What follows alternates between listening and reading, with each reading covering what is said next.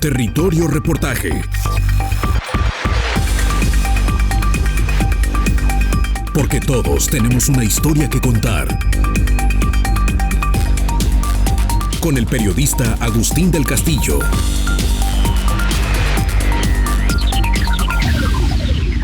Los mares del mundo han vivido en los últimos años temperaturas muy elevadas en sus regiones tropicales, y las víctimas más notables de ese proceso son las comunidades de corales, que aunque apenas pintan contra la inmensidad de los reinos marinos, albergan hasta la cuarta parte de la biodiversidad y son claves para dos aspectos decisivos sobre los que se asienta la civilización humana: la producción de alimentos y la mitigación de huracanes y fenómenos meteorológicos extremos. Lo que el calor detona, combinado con alta radiación solar, es el fenómeno de blanqueamiento en los corales, que suelen ubicarse en profundidades someras y en aguas cristalinas que permiten que los rayos ultravioletas los quemen en directo. El blanqueamiento del coral significa que pierde sus colores. Un holobionte de coral, o coral para abreviar, está formado esencialmente por un animal, pólipo, algas fotosintéticas simbióticas, zooxantelas y microorganismos, bacterias, arqueas, hongos y virus. Cuando se produce el blanqueamiento, los corales expulsan las coloridas zooxantelas que viven en sus tejidos, dejando al descubierto el esqueleto blanco del carbonato cálcico que hay debajo. De ahí el término blanqueamiento. Cuando se produce el blanqueamiento, los corales se quedan sin su principal fuente de energía o nutrientes. Son más vulnerables a las enfermedades y morirán de hambre a menos que mejoren las condiciones y vuelvan las zooxantelas, señala la guía de blanqueamiento de coral de la Coral Reef Alliance. En las Américas, la presencia del Niño Oscilación del Sur es una fuerza potente que determina el clima y las precipitaciones desde antes de la aparición del Homo sapiens, pero los expertos han detectado en los últimos 50 años que ha aumentado su frecuencia temporal e incluso su intensidad, lo que podría ser efecto de la acumulación de gases de efecto invernadero desde el siglo XVIII. La velocidad es tal que los corales no se están adaptando. Pero los corales del mundo enfrentan ahora un desafío de supervivencia global, advierte Lorenzo Álvarez Philip, miembro vitalicio del International Society for Reef Studies e investigador del UNAM en Puerto Morelos. Dices, ¿quién está recuperando las especies que se extinguieron? Entiendo los corales que murieron por el síndrome blanco en 2018, 19, 20 y el reciente evento de blanqueamiento. La reflexión consiste en esta visión de recuperar, porque no es necesariamente eso, son escalas completamente diferentes. Cuando estamos hablando de lo que perdimos, estamos hablando en la escala de millones de corales a lo largo de miles de kilómetros o cientos de kilómetros, dependiendo si quieres ver México, el arrecife mesoamericano, o todo el país de México. Si hablamos del blanqueamiento coralino y mortalidad masiva de corales que tuvimos en 2023, pues esto tuvo efectos en todo el país: Pacífico, Veracruz, Golfo de México, Banco de Campeche, Caribe, y en todos lados se reportó mortalidades masivas. Entonces seguramente estamos hablando de millones de corales muertos, y los esfuerzos de restauración que ya venían haciéndose previamente a esto, pues están haciendo iniciativas muy positivas, muy necesarias, muy loables, y ojalá lo sigan haciendo, pero estamos hablando de varios órdenes de magnitud de diferencia entre lo que se perdió y lo que se está tratando de recuperar. Y creo que sí hay que puntualizar esto, pues para dejar claro, o por lo menos es mi sentir, dejar claro que los problemas, o sea, que los cagadones que hacemos los humanos, porque mucho de esta mortalidad tiene que ver con los humanos, no se pueden resolver tan fácil como que en 1 o 2 años la gente empiece a plantar unos pocos corales y ya recuperamos lo que se perdió. Creo que ese mensaje es importante. Y el otro, que obviamente tenemos muchísimo trabajo por delante, hay que hacer muchísimas cosas, y muchos de estos procesos van a llevar tiempo, varias décadas, la recuperación de lo que perdimos. Nada más es un poco ese contexto que a veces, o yo estoy sintiendo que mucho en las noticias se pierde el sentido de la dimensión, y pareciera que la recuperación puede ocurrir muy rápido por la buena voluntad de las personas. Coincide en el diagnóstico el investigador del Centro Universitario de la Costa, en Puerto Vallarta, por la Universidad de Guadalajara, Pedro Medina Rosas. Hay que considerar con esta cuestión el tiempo y el ciclo de vida que implica, o las escalas de tiempo que implican los corales y los arrecifes. Los corales crecen muy lentamente, se reproducen muy pocas veces en el año, generalmente es una vez durante el verano, entonces son animales que tienen un ciclo de vida muy lento. Entonces cuando se ven afectados, la recuperación puede ser muy complicada. Entonces los arrecifes que están formados por estos corales pueden sufrir daños, que es lo que es lo que hemos estado viendo en los últimos meses y años, cómo se han ido degradando por diferentes situaciones. Hemos visto la enfermedad o el síndrome blanco, que en el Caribe mató o tuvo una mortalidad muy extensa. El calentamiento del agua del océano, tanto en el Atlántico, en el Caribe y en el Golfo de México como en el Pacífico, tuvo también resultados desastrosos para muchos corales que tuvieron pues una mortalidad muy alta. Entonces, hablar del futuro de los corales y los arrecifes es algo complejo y se ve muy comprometido por la situación actual. Entonces hablar de lo que estamos haciendo, los diferentes personajes, los científicos, el público, el gobierno, las autoridades, creo que no ha sido suficiente. Cada uno hace su esfuerzo desde su lado, pero por ejemplo los científicos hemos estado trabajando y haciendo estudios. Hace falta más gente, más esfuerzos, más dinero para poder lograr entender qué es lo que está sucediendo, en primer lugar, y por otro lado tratar de proponer más opciones de que puedan funcionar, porque hasta ahora no ha funcionado, por ejemplo, las enfermedades, algunas que no se sabe ni siquiera de qué es lo que está afectando y cómo curarlas o cómo darles tratamiento. Otras son más complicadas. El calentamiento del agua pues no es algo que se pueda trabajar de manera local, pero es un esfuerzo que implica una escala mucho mayor.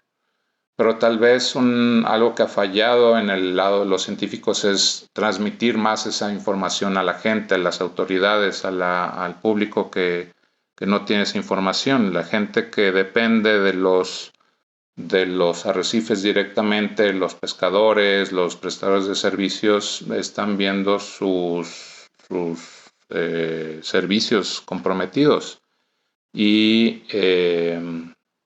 pues también vamos a ir viendo cómo esos servicios, esos beneficios que nos proveen los arrecifes van a ir degradándose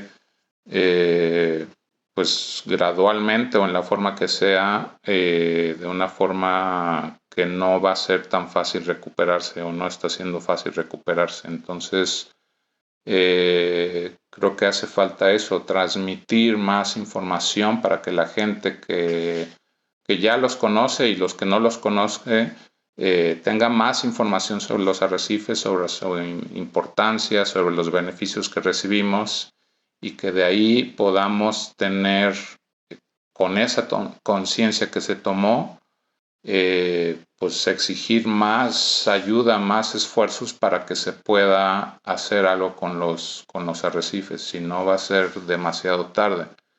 Entonces necesitamos que más gente, más autoridades, más personas estén enterados de la situación, porque si no va a ser muy complicado más adelante. Estamos hablando de ambientes, de ecosistemas muy relevantes que en los últimos años se han degradado mucho. Entonces ya no es lo mismo, ya ni siquiera hablar de 10 o 20 años, que era un paisaje muy diferente. En los últimos 5 años, en el último año, se han perdido grandes extensiones de corales vivos que formaban parte de los arrecifes en varios lugares de México, no nomás en el Caribe, en el Pacífico, en el Golfo de México.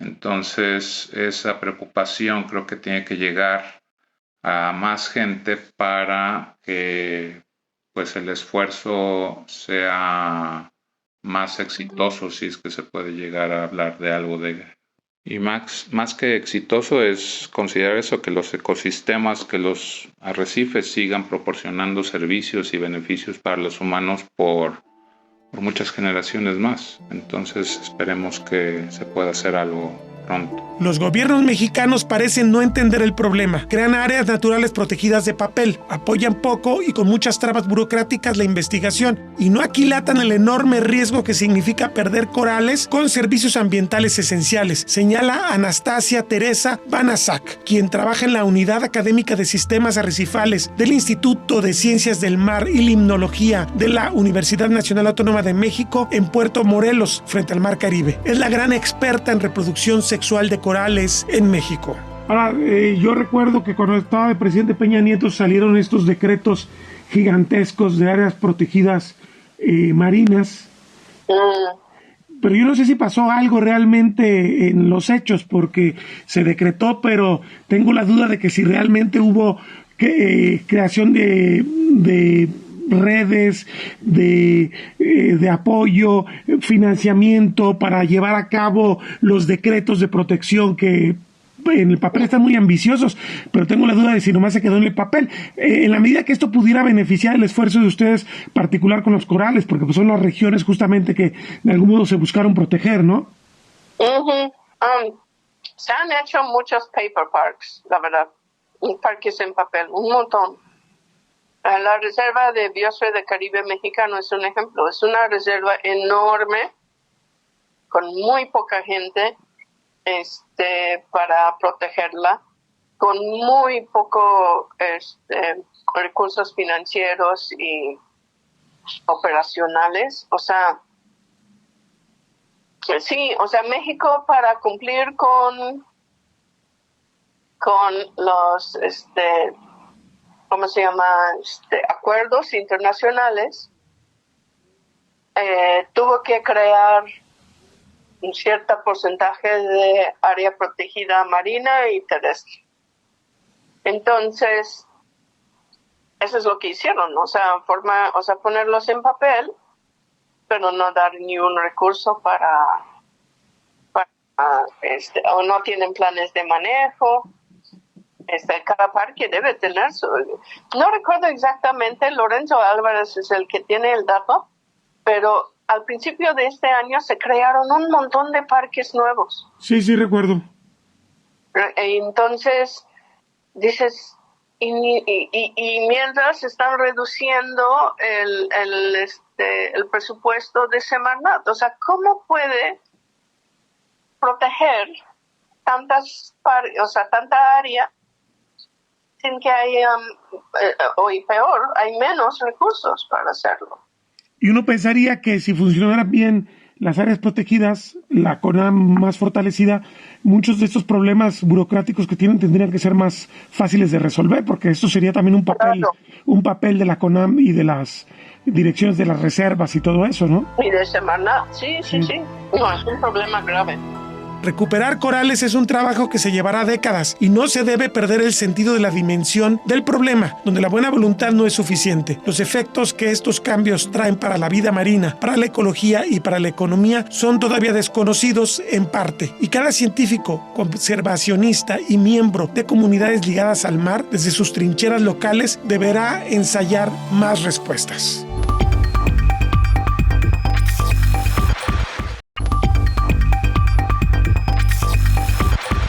Anastasia Teresa Banaszak aborda con Territorio Reportaje la gran temática de la reproducción sexual de los corales, dado que la reproducción por clones está mostrando sus límites. Sin embargo, ni siquiera ese modelo garantiza un éxito, advierte la experta. Pero la buena noticia que tenemos es de que los reclutas van bastante bien en comparación a las colonias adultas.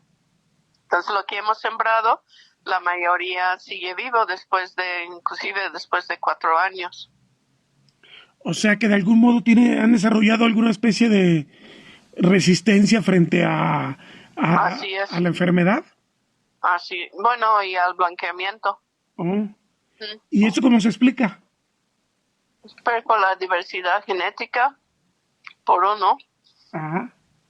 Y también creemos partes por la talla. ¿no? De que son chiquitos y no están tan afectados por la temperatura del agua como los adultos. Aparte no tenemos una muy buena explicación. O sea, sí hay varias como hipótesis, pero no tenemos una explicación exacta. Pero el resultado es así y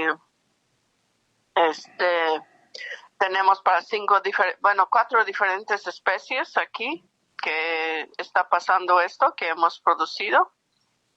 Y entonces, bueno, por el momento van muy bien nuestros corales bebés. Me quiero ir un poquito para atrás. ¿Por qué no me das un resumen de cómo ha sido este proyecto, cómo empezó? Estamos hablando de ¿cuántos años? ¿Unos 10, 12 años o más? Sí, ya van, empezamos por ahí en 2007. Más de 15. Más o menos, pero empezamos a producir los corales más o menos en 2011. Entonces ya los más grandes que tenemos ya tienen 13 años casi. Y pues básicamente son 2 partes del proyecto que tenemos. Una es producir corales nuevos, o sea, desde gametos, desde ovocitos y espermas. Producir nuevos corales con la idea de que por la recombinación genética, ¿no?, entre diferentes colonias de corales podemos producir individuos genéticamente distintos. Y en vez de que pues trabajamos con colonias adultas que ya resistieron blanqueamiento y ya resistieron enfermedades, son teóricamente los más resilientes y además que dado que no estamos fragmentando o clonando, sino que produciendo individuos nuevos de estas colonias resistentes, pues creemos que también los reclutas son un poco más resistentes, ¿no? Por eso la diversidad genética es importante, un aspecto muy importante de nuestro trabajo. Ahora, han sido diversas comunidades colectadas, pero todas, digamos, de ahí de la zona del Caribe. Sí, así es. O sea que en algún momento estas poblaciones tuvieron alguna origen común genético, digamos. Sí, probablemente sí, pero dado la distribución y de que se han distribuido en todo el Caribe, pues luego las poblaciones se van haciendo, o sea, distintas genéticamente, ¿no? Sí, enfrentan desafíos ambientales distintos y generan respuestas diferentes, sí, claro. Y como de cuántos arrecifes, no sé si tengas ese dato, se ha hecho la colecta, o sea, estamos hablando de una historia de cuántos sitios diferentes, por decirlo de algún modo. Hemos trabajado en 13 arrecifes distintos. Bueno, más que eso, de hecho. Pues eso fue el año pasado, creo. Bueno, en los últimos como 5 años. Pero básicamente, digamos como 15 arrecifes distintos en total. Trabajamos con 6 diferentes especies. Hemos sembrado en un montón de diferentes, también creo que en 13 diferentes arrecifes. Entonces tenemos muchos datos. 6 especies diferentes. ¿Por qué 6? ¿Por qué no menos o más? O sea, ¿qué fue lo que determinó que fueran 6 las que se pudieran trabajar? Porque esas son con las que más hemos tenido experiencia y éxito. Algunas otras especies no hemos logrado, o sea, simplemente tengo cierto número de personas y no podemos ir todas las noches a colectar y todos los sitios. Entonces es básicamente con limitaciones financieras. Entiendo. Y bueno, ¿cuál es global que tenemos de diversidad de especies en los arrecifes, el arrecife mesoamericano, el del Caribe, pues? O sea, ¿cuál sería el...? Ajá. Sí. Como para el Caribe mexicano creo que son 48 especies de corales, pero la mayoría son especies que no producen o no son constructoras de arrecifes, y nuestro enfoque es en especies que construyen arrecifes. ¿Cuántos serían de esas 48 las que construyen arrecifes?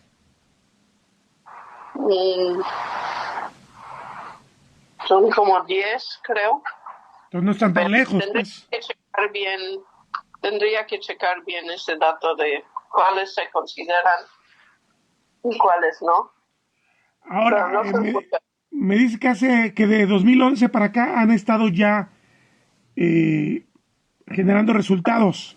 Esto quiere decir que de 2011 para acá ya se han puesto individuos en sitios determinados. Así es. ¿Cuál es la historia de los primeros? ¿Sobreviven todavía? ¿Se les ha monitoreado, quiero suponer yo?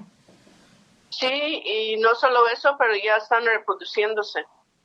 O sea... Entonces, y de ahí hemos recolectado y producido la siguiente generación también. Entonces sabemos de que sí reproducen y sí son viables. Entonces significa que mismas colonias pueden contribuir a su propia restauración, ¿no? ¿Cuál sería el promedio de vida de un coral? Supongo que varía de especie a especie. Sí, pero puede llegar a ser miles de años. O sea que de 2011 para acá estamos hablando de todos modos de individuos sumamente jóvenes. Así es, exacto. ¿Cuándo alcanza la madurez sexual? ¿Perdón? La madurez sexual para reproducirse. Bueno, también varía por especie, pero algunas ya a los 4 años tienen madurez sexual, pero mayormente es más grande, 10, 15, tal vez 20 años. Sin embargo, de lo que ustedes ya establecieron en los sitios, ya ha habido también reproducción. Así es. Uh-huh. Muy bien. Ahora, obviamente esto contra el desafío global que se tiene respecto a los corales, pues es apenas una respuesta que tendría que potenciarse más, por lo que me dices, que tienen escasez de presupuesto y de personal. Sí. No sé si alguien más en México está haciendo este trabajo que están haciendo ustedes ahí. No. ¿Ni ha habido interés? Sí, especialmente después de este evento de blanqueamiento. Hay interés más del resto del Caribe que de México, pero sí hay algunas organizaciones que están trabajando en colaboración con nosotros, pero la mayoría sí son del resto del Caribe. Y bueno, considerando el desafío, esto apenas sería una respuesta que tendría que tener más opciones, ¿no? Me refiero a que pensar que reproducir el coral en ambientes confinados para después ponerlo en los ecosistemas no podría ser la gran respuesta para enfrentar el reto de la extinción de los corales, ¿no? No, por eso tenemos otro aspecto en nuestro laboratorio, que es la crioconservación de espermas y también de larvas de corales, que hemos estado trabajando ya como... empezamos hace como 8 años, pero ahora estamos justo con unos proyectos muy importantes para mejorar, para ampliar lo que trabajamos. Y también somos ya parte de una red global de crioconservación de corales, en donde solo hay 4 laboratorios. Y nuestro es el único que es de un país en desarrollo. Pero ya tenemos bastantes accesiones a ese banco genético. y pues estamos trabajando, consiguiendo dinero para pues ampliar. Una de las grandes dudas es por qué la reproducción sexual, que genera individuos más fuertes y resilientes, no se aplica en otras partes, además del Caribe. Si ustedes están dando una respuesta que está dando resultados, la pregunta sería, ¿por qué es tan marginal este esfuerzo en el contexto de toda la investigación que se hace sobre corales, de todas las fundaciones e instituciones científicas que están dedicadas a la conservación? ¿Por qué no se ha detonado más este tipo de sistemas de reproducción en otras partes del mundo, cuando es claro que por lo menos los que conocen del tema saben que hay un desafío enorme con el coral? No, sí, en otras partes del mundo se está detonando muchísimo. De hecho, ahorita, en unos días, 4 de mis técnicos van a estar yendo al Mar Rojo para apoyarles allá. Otros técnicos van a ir a Puerto Rico, a Honduras, a Colombia, etcétera. O sea, hay muchísimos sitios alrededor del mundo que sí se están empleando esta técnica ya. Pero digo, considerando el tamaño del problema, esto tendría que replicarse mucho más, ¿no? Exacto, sí, y por eso hacemos mucha capacitación. Tuvimos ahorita, por ejemplo, la visita de unos compañeros de Colombia y de Honduras para capacitarse con nosotros.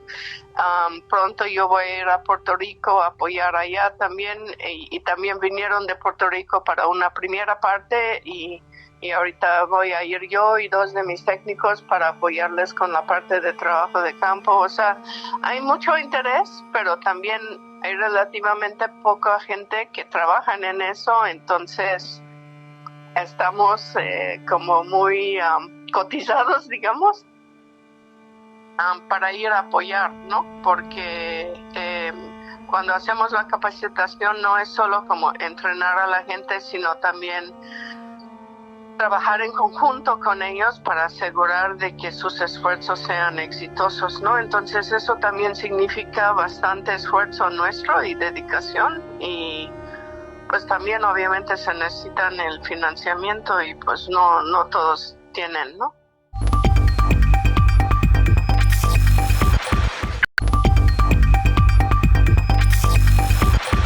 Es una verdadera carrera contra el tiempo, reconoce la especialista de origen australiano, radicada en Puerto Morelos, Quintana Roo. Supongo que entonces habría que formar más especialistas para que hayan, considerando que la demanda es tan alta, pues se requiere más gente experta en el tema, ¿no? Exacto, eso es lo que estamos tratando de hacer.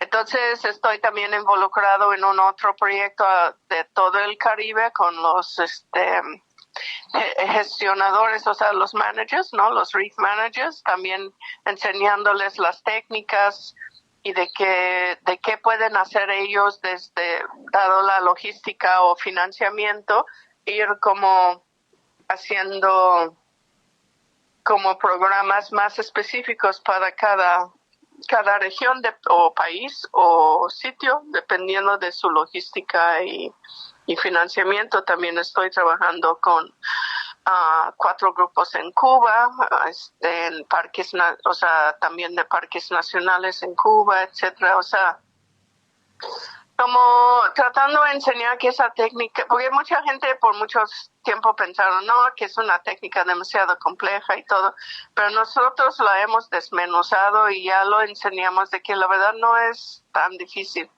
es bastante fácil.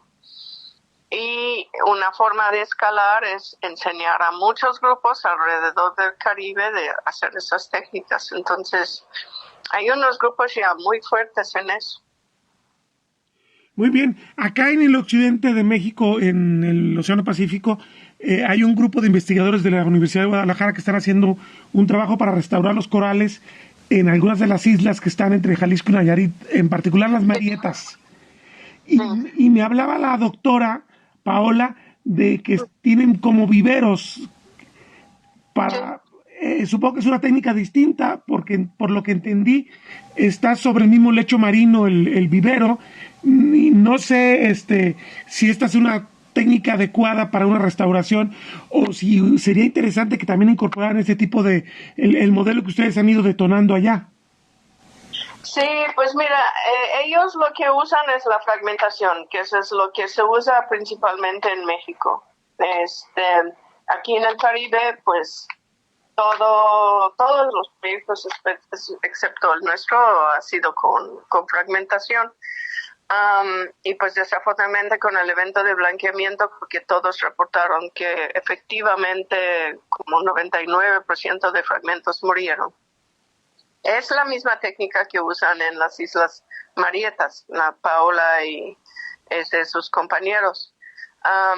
No sé por qué no incorporan la reproducción sexual. Sé que Paola ha estudiado mucho la reproducción sexual de al menos de una de las especies de allá.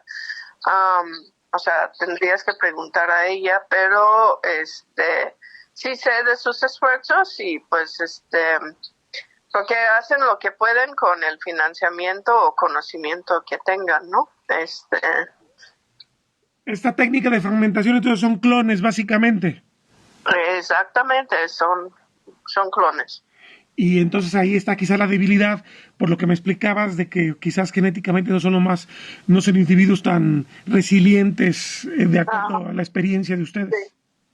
Sí, pues también depende del objetivo del proyecto, ¿no? Si tu objetivo es incrementar la cobertura rápido, pues fragmentación es la única forma, pero si a largo plazo quieres que una población o una especie sobreviva, pues especialmente ante el cambio climático, personalmente creo que necesitas incorporar la reproducción sexual.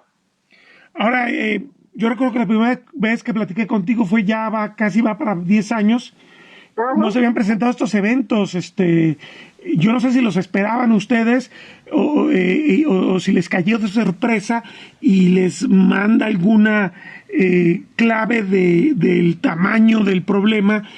Ustedes ya estaban trabajando sobre esto, pues, pero yo no sé si eran tan pesimistas los pronósticos como se presentó a final de cuentas estos eventos de blanqueamiento en los últimos años.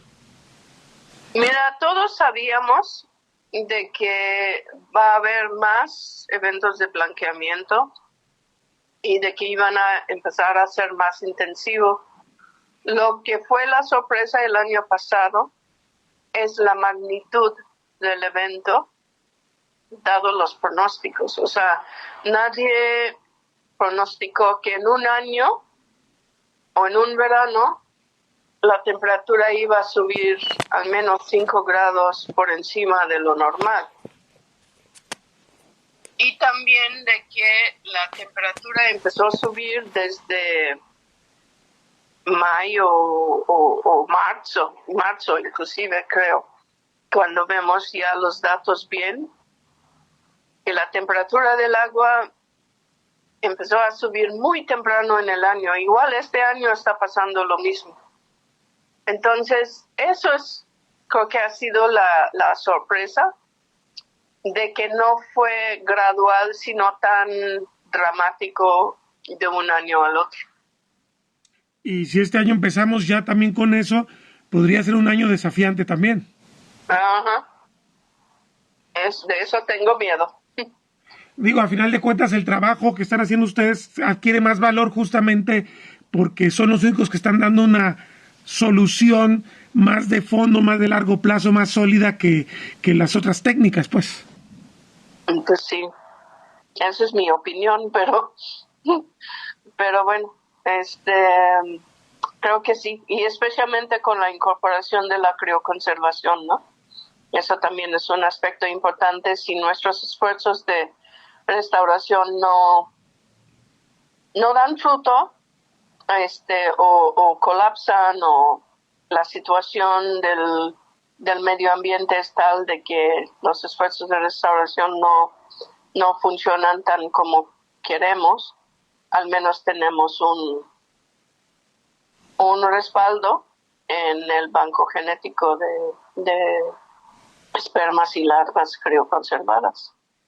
Entonces, considerando que los eventos se están presentando de forma más drástica, sí estamos enfrentando un riesgo verdadero de que haya extinciones en regiones completas.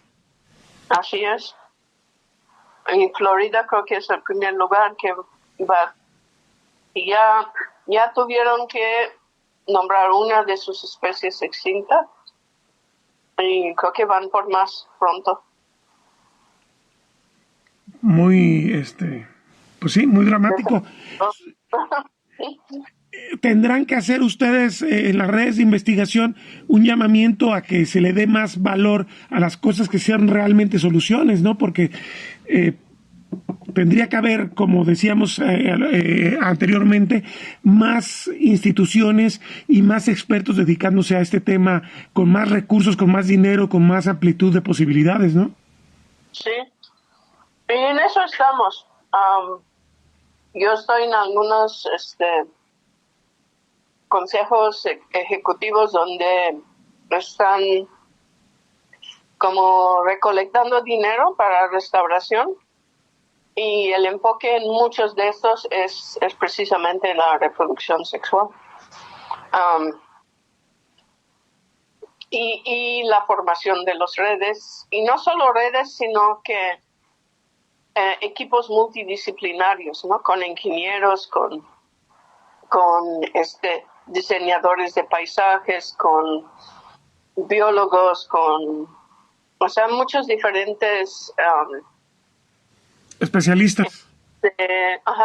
Especialistas para pues tratar a buscar las soluciones más innovadoras y de las que apoyan en escalar, ¿no?, todos nuestros esfuerzos.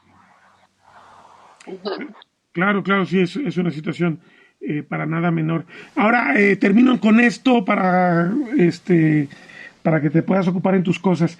El apoyo gubernamental, porque digo, había un apoyo gubernamental interesante en el pasado, pero yo no sé con estos cambios administrativos en los últimos años si esto se ha ido cayendo en un momento poco oportuno, considerando la necesidad de invertir en este tema y en muchos temas pues, que tienen que ver con el medio ambiente.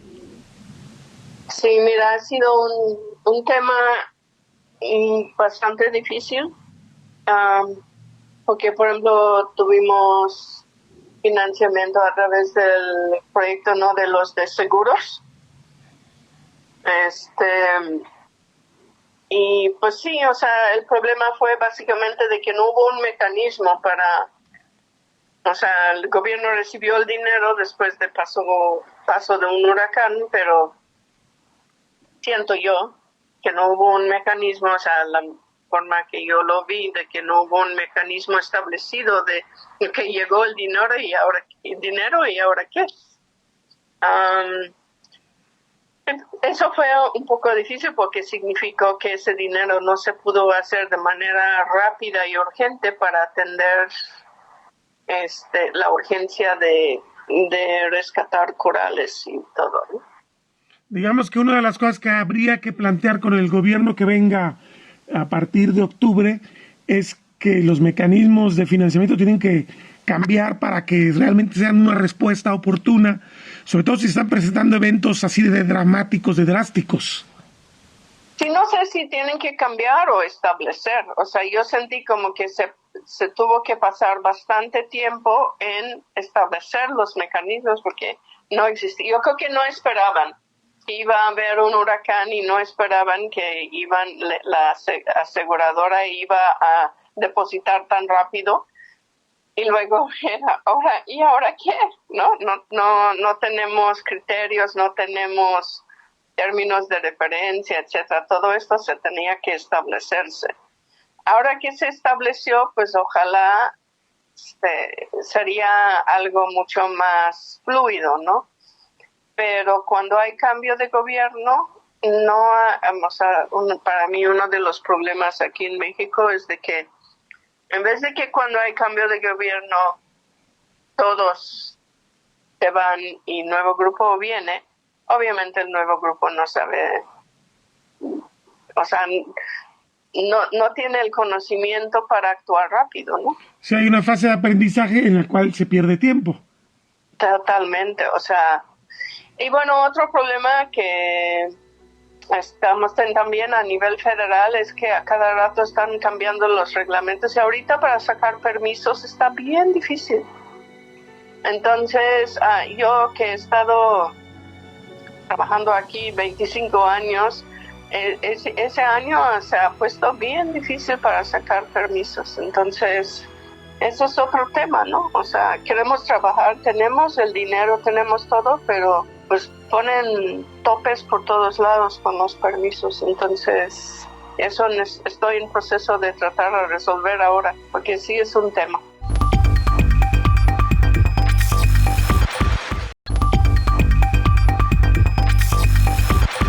Parece que el futuro de las comunidades coralinas es que estructuralmente van a variar para poder sobrevivir a un mayor calor promedio. El Pacífico Oriental Intertropical, donde está la costa de Jalisco, no tiene condiciones para construir grandes barreras coralinas. En cambio, el Caribe mexicano alberga al menos 48 especies, 4 tantos más y grandes barreras arrecifales. El investigador del CUCOSTA de Puerto Vallarta, Amílcar Cupul Magaña, explica el trabajo que se ha desplegado en las costas de Jalisco y Nayarit en busca de que las comunidades coralinas sobrevivan, aunque su presencia sea mucho más modesta que la del Caribe mexicano. Entiendo que han estado también haciendo estrategias para mejorar las cosas en el litoral de Jalisco. Sí. ¿Qué me puedes platicar de eso? Mira, principalmente lo estamos trabajando en la zona de Cuastecomates. Sí. Ahí es donde estamos trabajando. Junto con Paola ya está liderando esa parte, también junto con un poco de involucrar a la comunidad de Cuastecomates. Se ha tenido reuniones con ellos, se les ha pasado material de lo que estamos haciendo, para que pues ya empiecen a tener un cuidado en esa zona. Ya ves que también la consideran como playa incluyente, ¿no? Así pues es una de las sí. cosas interesantes que tiene ese sitio. Entonces, pues qué mejor que pasarles esa información. Junto con con el doctor Enrique de Melaque, pues estamos trabajando, haciendo igual el seguimiento empezamos con un poquito de experimentación y hacerlo de restauración también en la zona de lo que le llaman el arrecife, que está cerca de la costa, y en otros 2 puntos que están en la costa norte de Cuastecomates, que son sitios que tradicionalmente Enrique ha trabajado con otros aspectos, pero más o menos tienen una idea de cómo están las condiciones ahí. Hay unos buenos parches de coral en esa zona. Y también empezamos a hacer restauración, y porque había principalmente problemas con la pesca, ¿no? Algunos chinchorros por ahí, fragmentos, etcétera, ¿no? Entonces trabajamos con eso, y obviamente nos tocó también lo del blanqueamiento esta vez. Y le estuvimos dando el seguimiento, y ahí estuvo bien interesante, porque la zona del arrecife sí tuvo, todo se blanqueó. En los 3 sitios que trabajamos allá, todo se blanqueó, pero donde tuvimos la mayor mortandad fue en la zona del arrecife, que está cercana a la costa.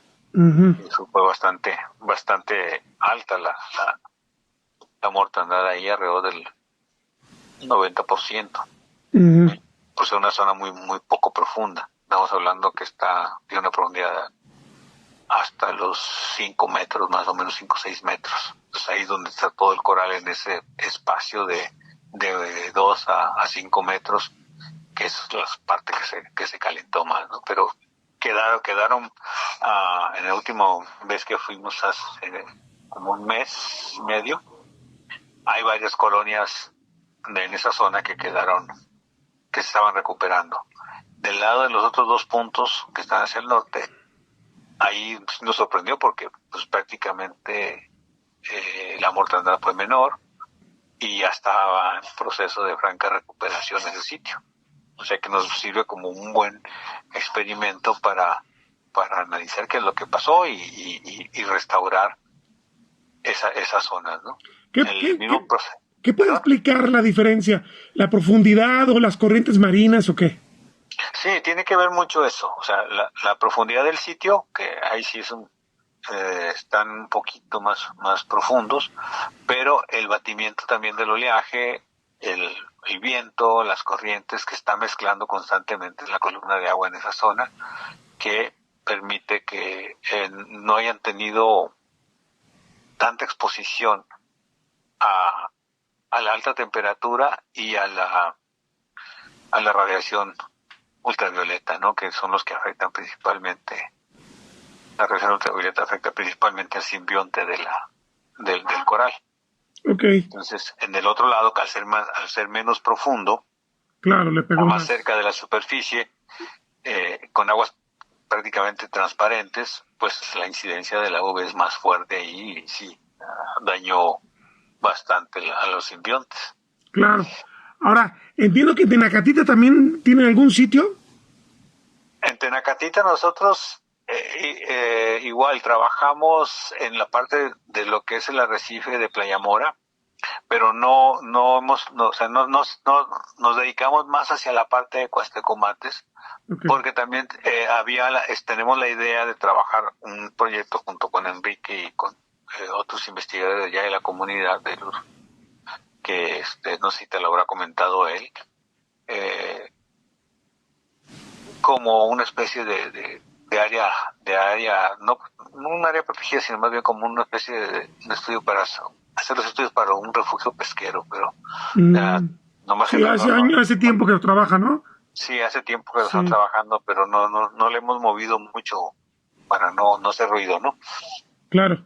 Ahora, pero digo porque... Por eso nos quedamos ahí. Claro. Ya ves que toda la costa de Jalisco tiene como pequeñas caletas, está la bahía de Chamela también. No sé ahí qué tan importante sea lo que se tiene en cuanto a corales.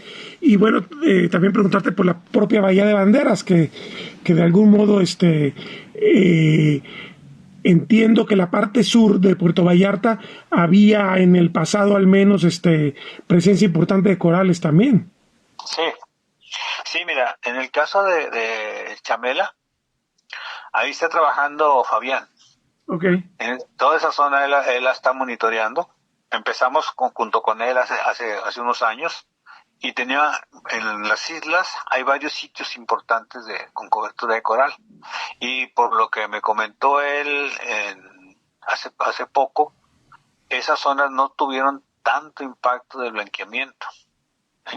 Al estar más expuestas al oleaje, a las aguas un poquito más profundas, al viento, etcétera, eso permitió que se mantuvieran, sí se blanquearon, pero la mortalidad fue menor que lo que sería lo que fue en Marietas o el arrecife de acá de Cuastecomates. Sí. Entonces, ellos sí están dándole seguimiento a esa parte.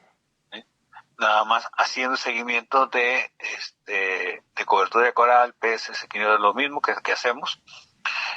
No han implementado restauración ahí porque pues, aparentemente no se ha requerido, pero posiblemente se pueda empezar a hacer algo de restauración también en esa zona dependiendo de cómo haya quedado, ¿no? Claro. En el caso aquí en el sur de la bahía, pues o en la bahía de Banderas, pues las condiciones siguen siendo iguales. El evento de 97-98 fue brutal, fue, digamos, en extensión, en tiempo fue mucho más fuerte, y prácticamente el sitio que tenía una buena cobertura de coral era Los Arcos, la zona de los islotes de Los Arcos. Ahí se tenía el problema igual que en Marietas, nada más que Los Arcos desde que llegamos, también eso fue parte de otra tesis de otro investigador de aquí, de Pedro Medina. Sí, Medina Rosas, sí. Exactamente, sí. Con él hicimos lo de cobertura de coral ahí y establecer un esbozo de lo que sería un programa de manejo para esa zona, que desafortunadamente pues a la hora de presentarlo y querer llevar a cabo la conservación de esa área para rescatar el decreto del 75, que prácticamente no funciona, era retomarlo para poder declarar esa área. Pues no tuvimos mucha oposición de los prestadores de servicio ahí. ¿Y se puede decir que ahí ya no existe coral? Queda principalmente corales masivos. O sea, vamos por ites y pavonas, pero todo lo que era coral ramificado, eso se perdió.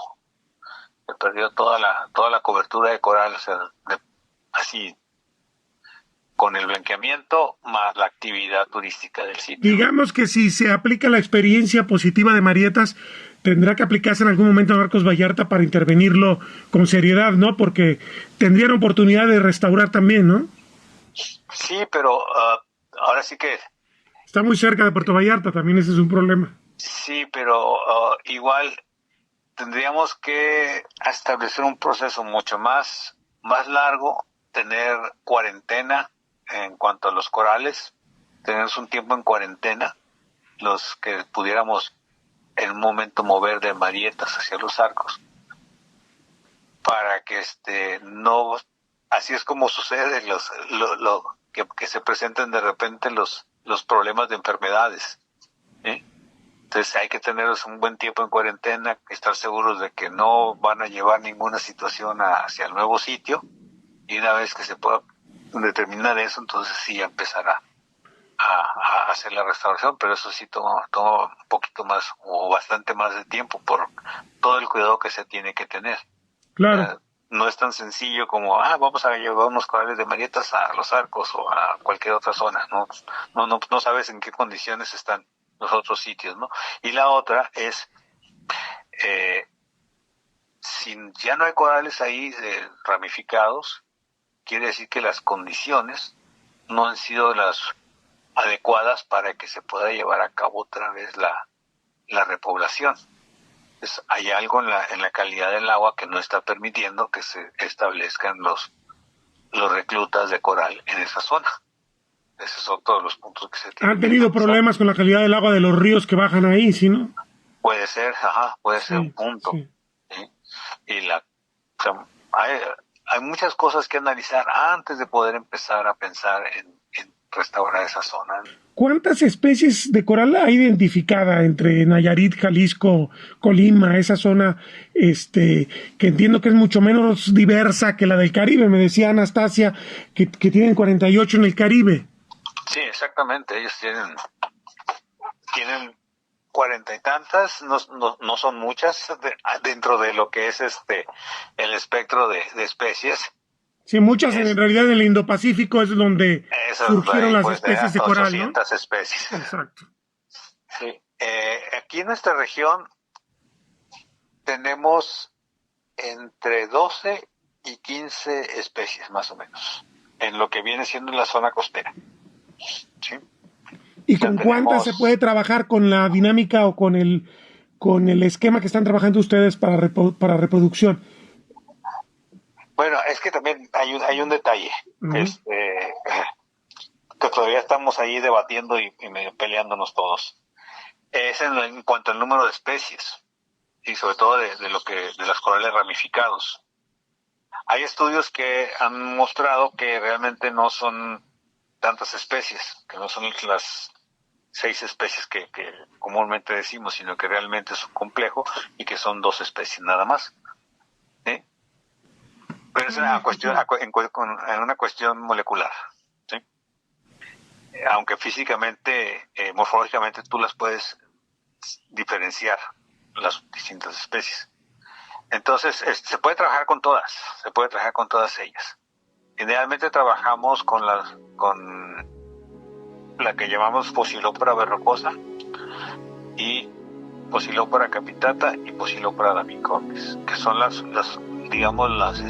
morfoespecies más abundantes. 2023 fue un año terrible para la salud de los corales en el mundo, pero el futuro será igual de desafiante. Se deberá entender la enorme trascendencia de la investigación científica para la innovación que permita respuestas adecuadas para ayudar a estos extraños seres marinos a adaptarse y sobrevivir, pues los intereses de la humanidad también están con ellos.